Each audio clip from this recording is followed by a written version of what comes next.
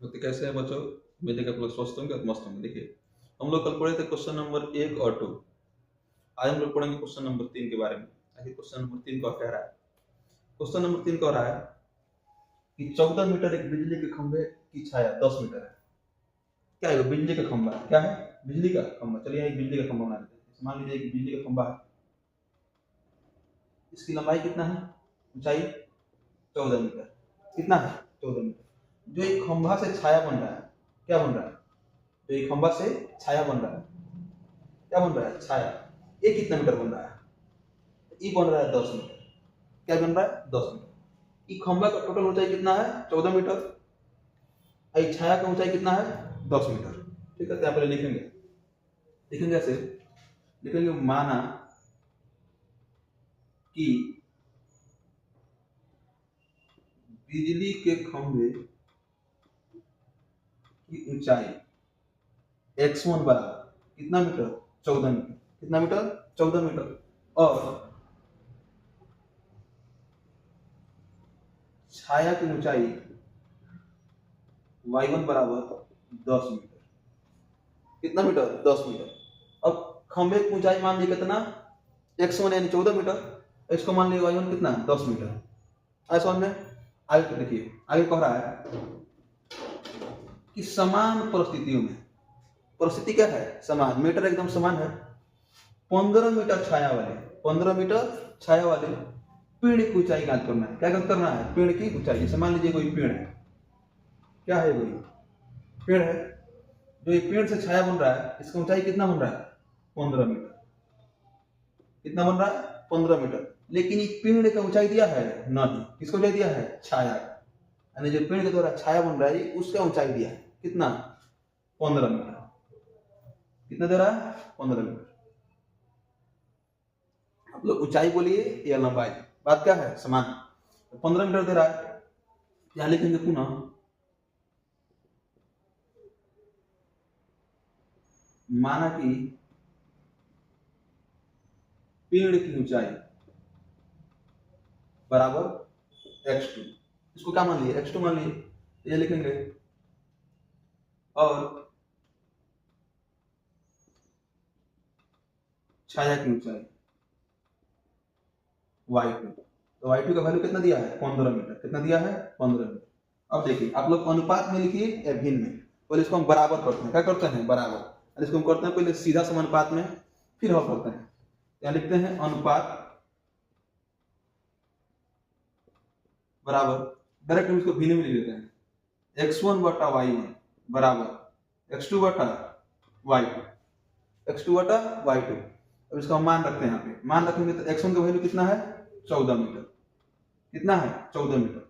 y1 का value 10 metre बराबर x2 का वैल्यू दिया है? नहीं दिया, लिख लेंगे x2। y2 का वैल्यू कितना है? 15 मीटर। कितना है? 15। अभी हम लोग करेंगे क्रॉस मल्टीप्लीकेशन यानी तिरछा तिरछी गुणा।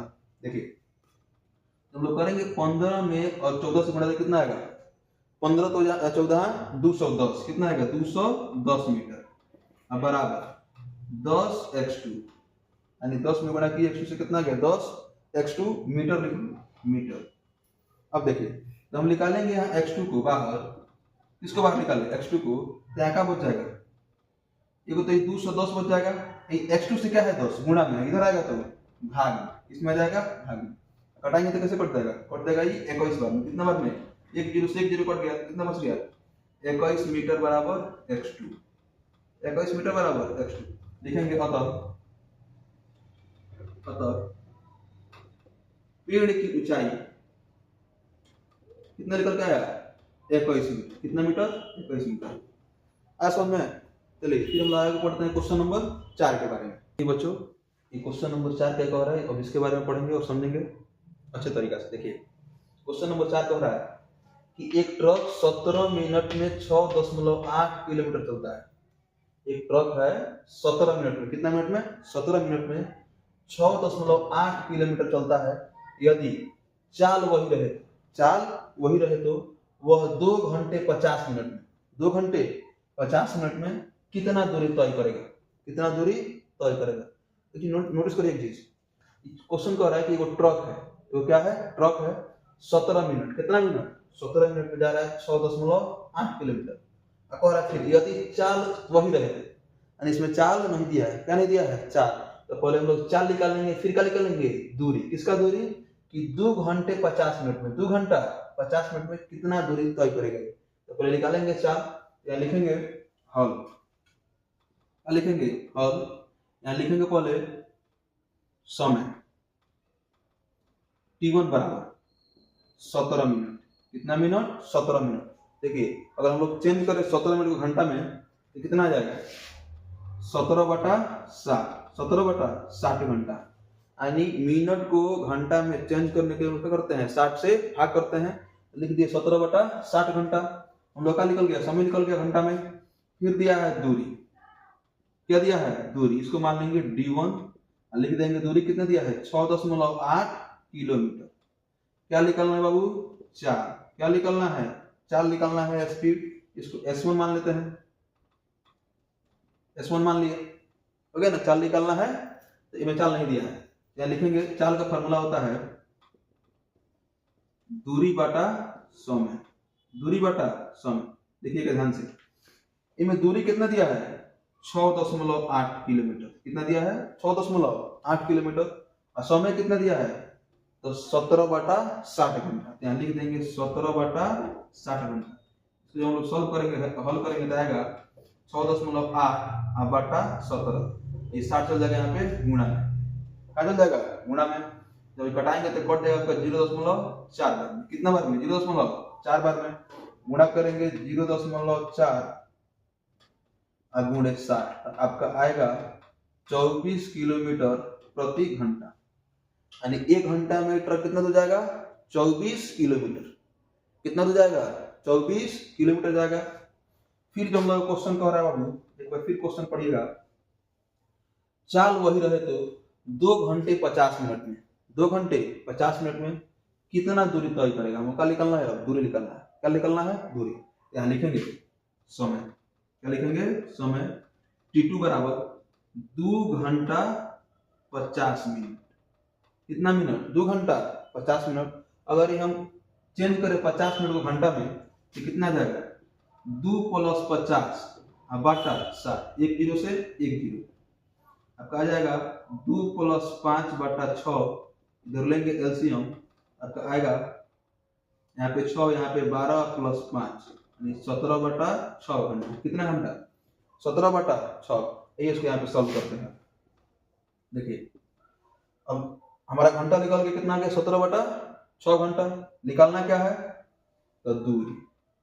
क्या निकालना है, दूरी, यानी T2 ये निकालना है ना। तो दूरी पर निकालने का फॉर्मूला क्या होता है, चाल गुणे समय, चाल गुणे समय, चाल गुणे समय। बताइए चाल कितना दिया है, चाल दिया है, चाल वही रहे तो, यानी जो हवाई ट्रक जा रहा है 17 मिनट में, तो इसी का चाल रखना है। तो चाल कितना आया था, 24 किलोमीटर प्रति घंटा। तो लिख देंगे यहाँ 24। समय कितना है, 17/6, 17/6, 6 चौका 24। यहाँ पे आ जाएगा 4 गुणे 17, यानी कि 68 किलोमीटर। कितना किलोमीटर, 68। यानी जो ट्रक है 2 घंटा 50 मिनट में कितना दूर जाएगा, 68 किलोमीटर दूर जाएगा, चाहे दूरी तय करेगा। समझ में। चलिए हम लोग क्वेश्चन नंबर 5 को सॉल्व करते हैं। देखिए बच्चों, हम लोग क्वेश्चन नंबर 5 को हल करेंगे और समझेंगे अच्छे से कि क्वेश्चन नंबर 5 कह क्या रहा है। देखिए क्वेश्चन नंबर 5 कह रहा है कि कंचन एक मानचित्र में 12 किलोमीटर की दूरी 1 सेंटीमीटर से निरूपित करती है। वह एक सड़क पर 144 किलोमीटर की दूरी तय करती है। उसके द्वारा तय की गई दूरी मानचित्र में क्या होगी। देखिए जो कंचन है, एक मानचित्र लिए, एक मैप लिए, ठीक है। तो उस मैप में दूरी कितना दिखा रहा है, 12 किलोमीटर। कितना किलोमीटर, 12 किलोमीटर। लेकिन जब वो स्केल से नाप रही है, पैमाना से नाप रही है, तो कितना हो रहा है, 1 सेंटीमीटर। कितना हो रहा है, 1 सेंटीमीटर। पहले इतना हम लिख लेते हैं कि कंचन क्या कर रही है। क्या लिखेंगे, हल। क्या लिखेंगे, हल। लिखेंगे प्रश्नानुसार, यानी प्रश्न के अनुसार जो कह रहा है, प्रश्नानुसार 1 सेंटीमीटर बराबर 12 किलोमीटर। 1 सेंटीमीटर बराबर 12 किलोमीटर। जो कंचन क्या कर रही है कि जो मैप है, मानचित्र है, उसमें दूरी कितना दिखा रहा है, 12 किलोमीटर। लेकिन जब स्केल से नाप रही है, इंची से नाप रही है, तो कितना हो रहा है, 1 सेंटीमीटर। यानी 1 सेंटीमीटर बराबर क्या हो गया 12 किलोमीटर। तो लिखेंगे अतः दूरी बराबर 1 सेंटीमीटर बटा 12 किलोमीटर। निकल गया, दूरी निकल गया। अब देखिए फिर करिए कि वह एक सड़क पर 144 किलोमीटर की दूरी तय करती है। ये सड़क है, कितना तय करती है 100, यानी एक सड़क जाती है 144 किलोमीटर। अब फिर कहती है बताइए हम इतना दूर गए हैं तो उसमें मानचित्र में कितना सेंटीमीटर में आएगा, कितना सेंटीमीटर में आएगा। क्या लिखते हैं, चूंकि 144 किलोमीटर की वास्तविक दूरी को मानचित्र की दूरी में बदलें, मानचित्र की दूरी में बदलें। देखिए चलते कितना है 144 किलोमीटर, कह रही बदलना किसमें है मानचित्र की दूरी में। क्या लिखेंगे, मानचित्र की दूरी बराबर वास्तविक दूरी गुणे स्केल की दूरी कर लेते हैं, इंची की दूरी जो मापी है पैमाना से। क्या लिखते हैं पैमाना की दूरी,